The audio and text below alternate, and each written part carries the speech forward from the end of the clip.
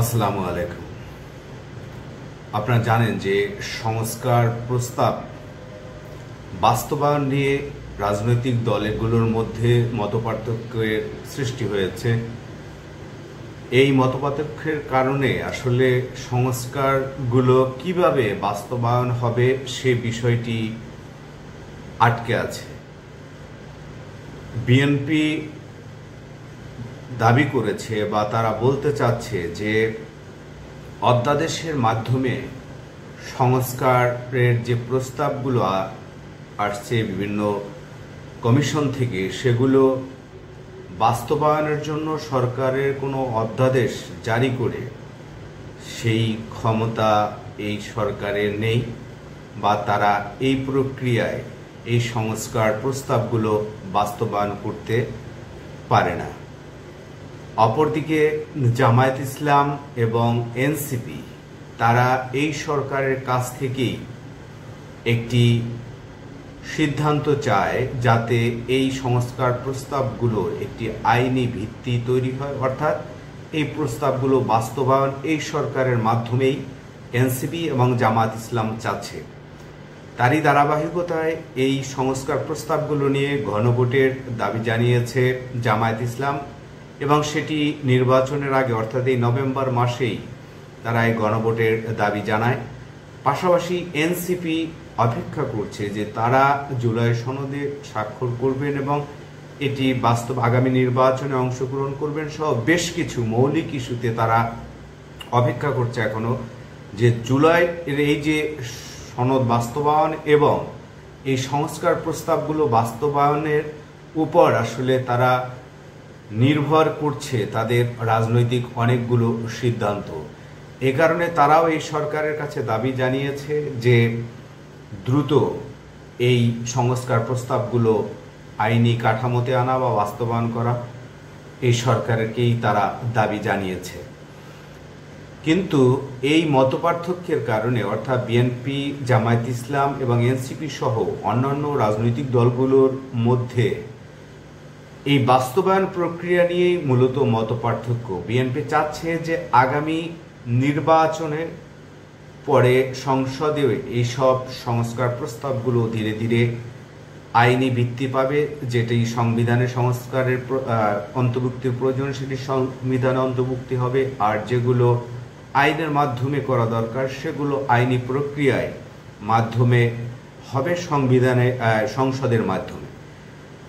কিন্তু এই নিয়ে টানপোড়েনের কারণে রাজনৈতিক দলগুলোর ভিন্ন মত, অভিন্ন মত থাকায় এবং বাস্তবায়ন প্রক্রিয়া নিয়ে দ্বিমত থাকায় সরকার গত সোমবার একটি জরুরি বৈঠক করে উপদেষ্টা পরিষদ, সেখানে প্রফেসর ডক্টর মোহাম্মদ ইউনূস নেতৃত্ব দেন এবং সেই বৈঠকে এই বাস্তবায়ন প্রক্রিয়া নিয়ে দীর্ঘ আলোচনা হয়। এবং সরকার, আমরা দেখেছি আজকের বেশ কয়েকটি গণমাধ্যমে সোমবারের এই বৈঠক নিয়ে আজকের মঙ্গলবার এ নিয়ে প্রতিবেদন ছাপিয়েছে, এবং সরকার এই বিষয়টি নিয়ে উদ্বিগ্ন এবং যথেষ্ট রকমের চাপে রয়েছে। অর্থাৎ কিভাবে বাস্তবায়ন, অর্থাৎ সব রাজনৈতিক দলগুলো যেহেতু ঐক্যমতে পৌঁছাতে পারেনি বাস্তবায়ন প্রক্রিয়া নিয়ে, সেক্ষেত্রে এই সরকারও সিদ্ধান্ত দিতে পারছে না যে আসলে তারা কিভাবে এই বা সংস্কার প্রস্তাবগুলো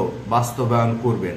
তারা যে ঐকমত্য কমিশন যে প্রস্তাব দিয়েছিল যে আগামী সংসদে যদি 270 দিনের মধ্যে এই সংস্কার প্রস্তাবগুলো পাশ না করে কোনো যে দল ক্ষমতায় আসবে তারা, তাহলে এটি স্বয়ংক্রিয়ভাবে সংবিধানের সঙ্গে অন্তর্ভুক্ত হবে বা আইন হিসেবে আসলে বা যুক্ত হবে। তো সেই জায়গাগুলোতে ঐকমত্য কমিশনের সেই প্রস্তাব রয়েছে, কিন্তু এখন যে বর্তমান যে রাজনৈতিক প্রেক্ষাপট, জামায়াত ইসলাম এবং এনসিপি তারা চাচ্ছে যে এখনই এটি একটি আইনি ভিত্তি হোক, কিন্তু বিএনপি সেই জায়গাতে তাদের সঙ্গে দ্বিমত রয়েছেন। এই কারণে সরকারও কোনো সিদ্ধান্ত দিতে চাচ্ছে না রাজনৈতিক দলগুলোর উপরে যে এইভাবেই তারা